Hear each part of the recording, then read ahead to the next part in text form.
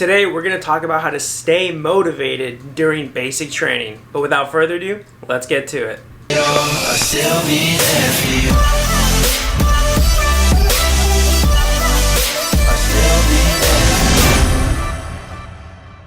Alright, what is up guys? Ben Allen back again with another video, and this one is brought to you by Instagram. I put up a question sticker and I asked some of my followers to what kind of videos they want to see on the channel. So this idea comes from Octopus Train, and it says a video on how to remain motivated during basic training, and I got like 30 others of these that I have to do, but this was the one that stuck out the most to me because there's a lot of you that are getting ready to join the military, and you probably have a bunch of like doubts, you probably have fears, you're probably nervous, and you probably are wondering, well, what am I going to do when it starts sucking at basic training? How am I going to stay motivated? How am I going to stay focused? And that's exactly what this video is going to be about. If you guys want to get your questions answered, all you have to do is just follow me on Instagram and just, message me saying, hey, could you please make a video on this, or comment it down below in the comments section. But the best possible place to reach me is on my Instagram at Ben_Allen175. I answer all my DMs, everything like that, and as you can see, it's led to this video that you're going to be receiving today. So put my phone away and we're gonna jump straight into it, right? So some of the things that you can do to stay motivated is one, and I know some of you guys probably don't want to hear this, is try to go in the best shape that you can, because if you go in there not being super physically fit and you're just kind of like squeezed by enough just to make it into the Army, chances are you're probably gonna get a little bit of heat from the drill sergeants, right? Especially if you're running, working out, doing things like this. Say you can't do the push-ups, say you can't do the workout to the full extent. That's gonna be okay. They're not gonna expect you to be able to do the entire workout, but what they are gonna expect of you is not to give up. So if you go in there already physically fit, knowing your body's capabilities and things like that, you're gonna be better off than most other people that didn't focus on training or getting physically fit. So that's just one of the things that you can do to stay motivated, because you won't get discouraged as much when they're yelling at you because you can't hold the push-up position, or you can't hold a certain exercise, or you can't do this or can't do that because you didn't go in physically fit. Another thing you guys need to remember is that, yeah, sure, the physical aspect can be challenging if you're not physically fit, this, that, and the other, but what it comes down to at the end of the day is your mindset towards basic training, right? A lot of people go in with a negative mentality thinking like, oh, why did I sign up? I hate this. I regret my decision already. I don't want to do this. Oh, we're getting smoked. I hate this. Like, why am I here? And you cannot have that mindset, because it will set you up for failure before you even show up to basic training. Trust me, I've seen it from some of my battle buddies when I went through basic training back in 2015, you know what I mean? And one of the best things you can do is go in there telling yourself, like, you know what, hey, this is what I wanted to do, this is what I signed up for, this is what's going to set me apart from the rest of the people, right? You have to remember why you joined. If you remember your reason why you joined, that will help you get your mind clear, it'll help you focus you up, it'll help you get ready for the training that's ahead. So that's another thing you guys can do to stay motivated. Remember why you're going to basic training and keep a positive mindset, all right? Don't let those negative thoughts creep in, because they will take over if you let them, you know what I mean? Another thing is, try not to be too concerned with your family back home. I know that's hard to do. I know a lot of you guys are gonna get homesick. Trust me, I've seen it happen. I got homesick a little bit. Honestly, if I'm telling you the truth, I did, but I also knew I could not be homesick for long. Once those feelings of homesickness started kicking in, I was like, whoa, hey, slow down there. I can't be thinking about that, because that's gonna deter me from my training at hand. So I knew that eventually I'm gonna graduate, I'm gonna go to AIT, graduate that, go to my first duty station, be fine. I'll get some leave eventually and I'll see them. And the distance sucks, right? So make sure you have letters to, send home, and if you have good support systems back home, like your parents, family, friends, whatever, make sure they're sending you letters too, if at all possible. That'll help get your mind right, letting you know that things are okay back home. That way you don't have to worry about it while you're in basic training. And that's what helps a lot of people. That's what helped me. My mom would send me letters like all the time, so it was really cool to have that there. And having that support system, made me not worry about being thousands of miles away from them. And if you have kids, same thing. Just remember why you're doing it. You're probably there to better your kids' lives or your spouse's wife, and as long as you remember that, it's going to make it a little more bearable when you're missing them a little extra on a certain day. So just remember that you're doing it for them and not you. People are usually more prone to doing better at things when it's not just about them, and they feel like somebody else's, livelihood or, happiness is on the line as well, because you don't want to let that person down. So think about that a little bit when you're trying to stay motivated in terms of homesickness or missing people back home in general. So another thing that is going to help is perseverance, right? And this is pushing through even when there are shitty times, pretty much, whether you're getting smoked because somebody was late to formation, or somebody got up late, or somebody didn't lock their locker and the drill sergeant just busts in. He's like, everybody get down, push up position, let's go. Or they start taking your time away, so you don't have like a lot of free time towards the end of the day when you finish with training for that specific day, because they will, it's a mind game, guys. They're gonna try and get you uneasy. They're gonna try and make you uncomfortable. But if you persevere through it, knowing that at the end of whatever they're doing to you, whether it's smoking you physically, smoking is where they make you do push-ups or exercises, or wasting your time with like changing drills, like, oh, go put on your OCP top with your PT shorts and one black sock, one green sock. That happens. They did it to us just to waste our time. Is that at the end of it, you're gonna have learned something or gotten a little stronger, whether you take away from it, because you only really get punished if you don't take away anything at all. But you can learn from any situation, any given moment at basic training.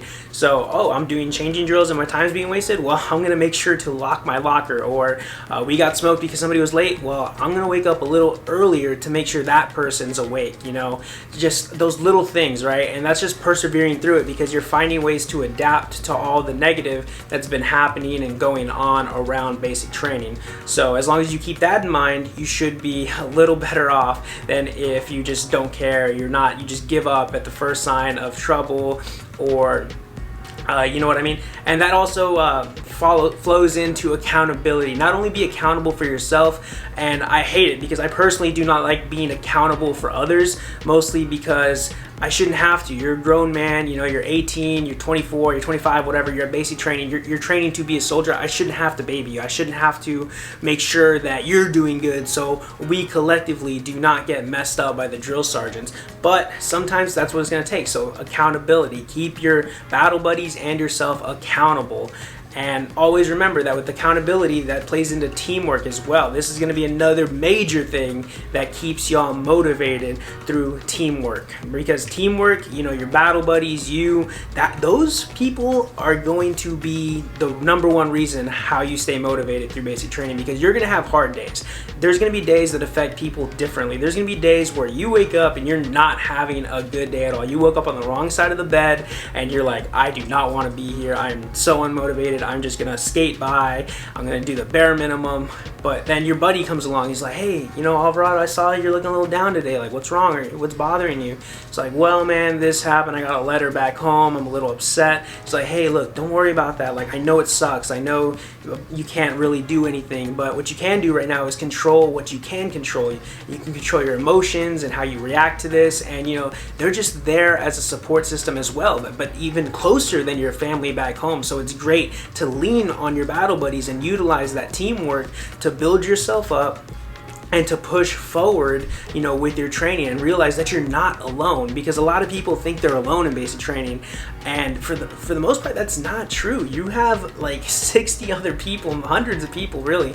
I'm talking more 60 for like the platoon, maybe 40, 30 for a platoon, and they're there having your back because they all want to see you graduate. And that's one of the greatest things to me about basic training, is the support system you build with your peers, and it's simply amazing. But always watch out, because in basic training there's always gonna be a couple, maybe like 2 to 3 blue falcons, and blue falcons are pretty much like the ones that snitch, ruin it for everybody, want to like suck up to the drill sergeants, and they try to just make your time there worse by not helping at all, or by like always being late, always screwing the platoon over. And again, that comes back into accountability. If you keep the blue falcons in check as well, chances are you're not going to go through as many smokings or as many time wasting drills, and your morale won't go down. You'll stay more motivated. All right, so we're getting close here to the end. I only have a couple more things you can do to stay motivated during basic training. While you're at it, while you're engaged, if you found anything useful from this video, please give it a thumbs up. Comment down below which one of these you might try to stay motivated at basic training, and what's one of the biggest things that you're nervous about when going to basic training, and also where you're going to basic training. Maybe you'll meet somebody in the comment section that's going to the same place. And if you're new here, I would really appreciate it if you subscribe to the channel and turn on that bell notification. That way you'll be up to date whenever I drop new videos and you'll never miss a single one. All right, thank you, and back to the video. So the next thing that you guys can do is be a sponge, essentially. And what I mean by this is, you know, like a sponge soaks up things. So soak up the knowledge you're knowing. You know, you might go in there with like prior JROTC experience, or your dad might have been in the Army, or, you know, whatever branch you're going into. He might have told you how it's going to be, how this, that, and the other, how to do this, or you might have just Googled your ass off or YouTubed a bunch of videos, right? But take that with a grain of salt and go in there like a sponge, just ready to absorb all the new knowledge that you're going to learn, because you can see things as many times as you want on the internet or whatever,